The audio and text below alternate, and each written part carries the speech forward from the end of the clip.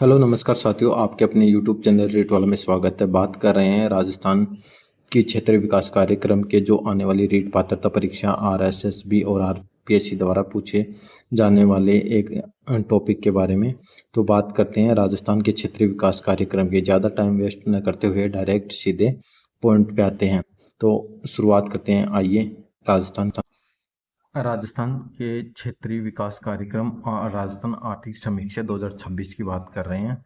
सबसे पहले मेवात क्षेत्र विकास कार्यक्रम प्रारंभ कब किया था? 1986-87 में। जो मेवात क्षेत्र विकास कार्यक्रम हुआ था उसका प्रारंभ 1986-87 में हुआ था।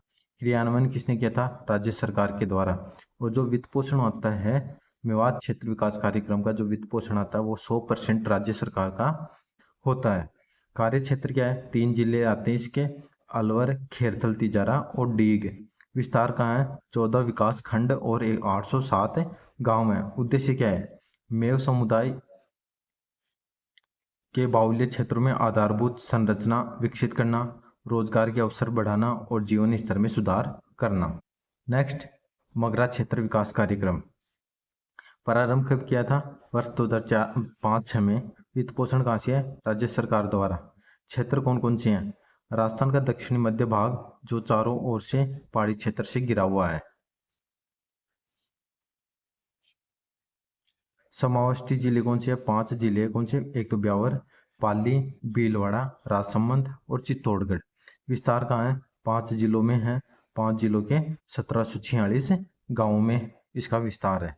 फिर है काम के बदले अनाज योजना। तो 14 नवंबर 2004 को प्रधानमंत्री मनमोहन सिंह द्वारा प्रारंभ की गई थी और देश के सर्वाधिक पिछड़े 150 जिलों में प्रारंभ की गई। यानी जो देश के टोटल 150 जिले थे, 150 जिले थे, वहां पर ये प्रारंभ की गई थी। डांग क्षेत्र विकास कार्यक्रम पुनर्प्रारंभ वर्ष 2005-6 में। वित्त पोषण राज्य सरकार द्वारा। लागू क्षेत्र 8 जिलों के 2192 गांव। समावष्टी जिले कौन से हैं? कोटा, बूंदी, बारा, झालावाड़, सवाईमाधोपुर, करौली, धौलपुर एवं भरतपुर। डांग क्षेत्र की विशेषता क्या है? बीड़ क्षेत्र एवं संकुचित घाटियों वाला दस्युग्रस्त। दस्युग्रस्त क्या होता है? जो दस्युग्रस्त क्षेत्र क्या होता है? दस्युग्रस्त यानी वहां पर जो ये बागी लोग रहते हैं, यानी बागी लोग मतलब जो उनकी डाकू का क्षेत्र होता है उसको दस्यु ग्रस्त क्षेत्र कहते हैं। जो बीएड क्षेत्र के बीएड क्षेत्र होता है वहाँ के आसपास होता है, जैसे कोटा चंबल नदी के आसपास के एरिए में दस्यु ग्रस्त क्षेत्र मिलेगा। इसके बाद ब्रज क्षेत्र विकास योजना। उद्देश्य क्या है? पूर्वी राजस्थान के दूरस्थ क्षेत्रों के क्षेत्रीय विकास हेतु समाविष्ट जिले 5 है: भरतपुर, अलवर, धौलपुर, डीग, खेरथल, तिजारा। ये ब्रज क्षेत्रीय विकास योजना की है। फिर गोविंद गुरु जनजातीय क्षेत्रीय विकास योजना। प्रावधान राशि 75 करोड़ रुपए है और वित्त पोषण राज्य सरकार का है। उद्देश्य है अनुसूचित क्षेत्र में समग्र विकास को प्रोत्साहित करना। इसके बाद सीमा क्षेत्र विकास कार्यक्रम BADP शुरुआत 1986-87 में की गई थी, पुनः प्रारंभ 1993-94 में। लागू 7वीं पंचवर्षीय योजना के दौरान लागू की गई थी।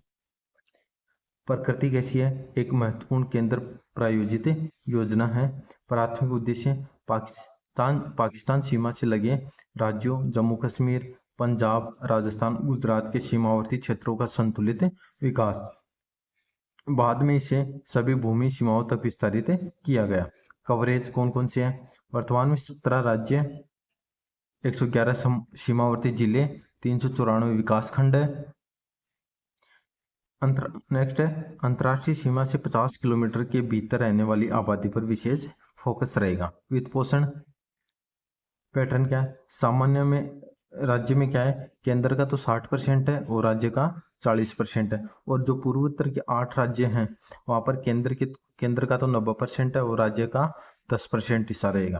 राजस्थान में क्रियान्वयन कहाँ है? बाड़मेर, बीकानेर, गंगानगर, जैसलमेर और इनके टोटल 16 खंड हैं।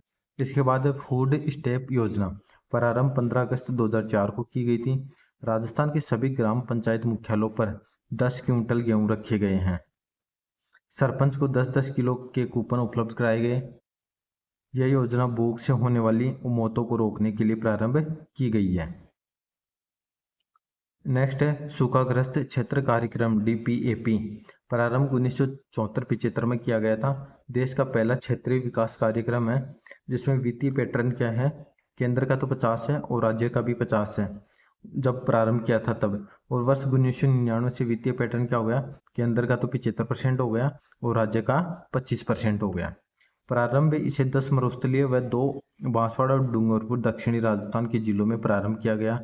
1982-83 में यह कार्यक्रम अरावली के पूर्व के 11 जिलों अजमेर, बांसवाड़ा, बारां, भरतपुर, डूंगरपुर, झालावाड़, करौली, कोटा, सवाईमाधोपुर, टोंक एवं उदयपुर 11 जिलों के अंदर 11 जिलों के 32 ब्लॉकों में चलाया गया था। वर्ष 1995-96 में इसमें 2 जिले भरतपुर का डीग खंड व अजमेर का बिनाई खंड भी शामिल कर दिया गया। उद्देश्य क्या है?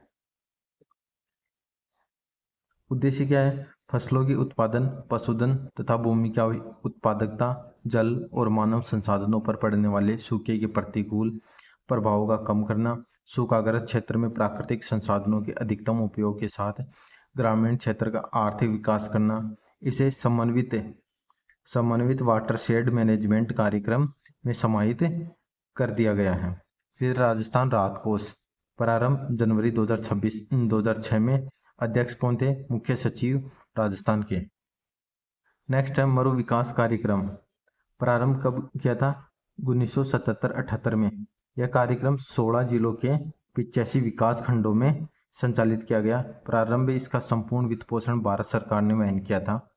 1982-83 में यह कार्यक्रम अरावली के पूर्व 11 जिलों अजमेर, बांसवाड़ा, बारां, भरतपुर, डूंगरपुर, झालावाड़, करौली, कोटा, सवाईमाधोपुर, टोंक एवं उदयपुर के 32 ब्लॉकों में चलाया गया। वर्ष 1995-96 में इसमें 2 जिले भरतपुर का डीग खंड व अजमेर का बिनाई खंड भी शामिल कर दिया गया। उद्देश्य क्या है? फसलों के उत्पादन, पशुधन तथा भूमि की उत्पादकता, जल और मानव संसाधनों पर लड़ने वाले सूखे के प्रतिकूल प्रभावों को कम करना, सूखाग्रस्त क्षेत्र में प्राकृतिक संसाधनों के अधिकतम उपयोग के साथ ग्रामीण क्षेत्र का आर्थिक विकास करना। इसे समन्वित वाटर शेड मैनेजमेंट कार्यक्रम में भी शामिल किया गया।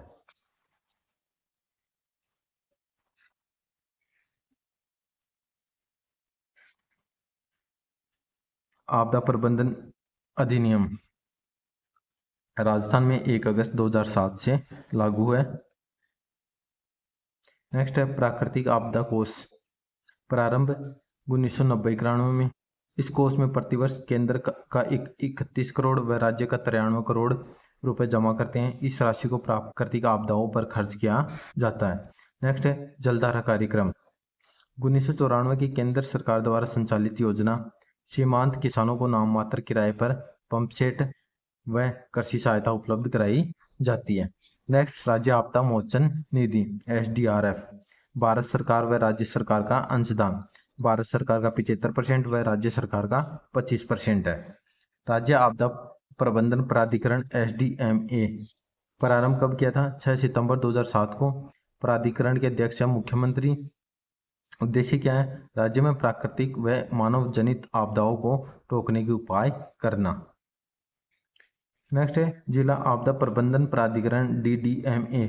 आपदा प्रबंधन अधिनियम की धारा 25 की अनुपालन में जिला कलेक्टर की अध्यक्षता में प्रत्येक जिले में DDMA की स्थापना 6 सितंबर 2007 को की गई थी। नेक्स्ट है 7वीं पंचवर्षीय योजना 1985 से 90। इसके 500 वर्ष अकाल पड़ा था। इसका नारा था भोजन, काम और उत्पादन। खेड़ाऊ गोलू क्या है? अकाल पड़ने पर मवेशियों को लेकर अन्य प्रदेशों की ओर चारे पानी की खोज में जाने वाला व्यक्ति, यानी पलायन करना, क्या कहलाता है? खेड़ाऊ या गोलू कहलाता है। साथियों एक आपको थोड़ा सा गलत करवा दिया। एक तो जो सूखा संभावित क्षेत्र कार्यक्रम बताया था ये, इसमें जो ये पॉइंट सारे वो सही है, जबकि इसके साथ ही मरु विकास कार्यक्रम करवाया था उसमें ये फर्स्ट पॉइंट सेकंड पॉइंट और थर्ड पॉइंट, ये तीनों पॉइंट सही है। इसके बाद ये वाला पॉइंट और ये तीनों पॉइंट गलत बता दिया आपको। और साथ ही इसे समन्वित वाटर मैनेजमेंट कार्यक्रम के समाहित कर दिया गया है, ये पॉइंट भी सही है। इसमें एक थोड़ा सा चेंज करना है, जो अप्रैल 1999 से वित्तीय पैटर्न, इसमें क्या करना था, यहाँ पे कर लेना। अपर जो ऊपर जगह खाली बची है वहां पे करना इसमें अप्रैल 1999 में वित्तीय पैटर्न, एक तो वित्तीय पैटर्न है वह केंद्र और राज्य का, तो केंद्र का तो कितना है 75% है, और राज्य का भी 25% हिस्सा है इसमें। और जो उद्देश्य हैं, उद्देश्य में क्या है, मरुस्थलीकरण को रोकना है। मरु विकास कार्यक्रम के उद्देश्य वैसे बोल के बता देता हूँ आपको, इसमें आप जगह नहीं बचने के कारण लिख नहीं पा रहा, बाकी बता देता हूँ। उद्देश्य क्या है इसके, मरुस्थलीकरण को रोकना, पारिस्थितिकीय संतुलन बनाए रखते हुए भूमि की उत्पादकता में वृद्धि करना, वन विकास, चारागाह विकास, डेयरी विकास करना आदि है। तो इसमें थोड़ा सा ये चेंजेस कर लेना, बाकी सारे पॉइंट सही है। और आने वाली रीट पात्रता परीक्षा और मुख्य परीक्षा की तैयारी करने वाले मेरे सभी साथियों को ये वीडियो बहुत कारगर होगी। और साथ ही इस वीडियो को अपने दोस्तों के साथ शेयर कीजिए, ताकि वो भी अपनी एक निरंतरता की ओर बढ़ते रहें और साथ ही अपने मुकाम को हासिल कर सकें, और जिससे उनको सफलता प्राप्त हो। मिलते हैं नेक्स्ट वीडियो में एक नए टॉपिक के साथ। जय हिंद, जय भारत, जय राजस्थान।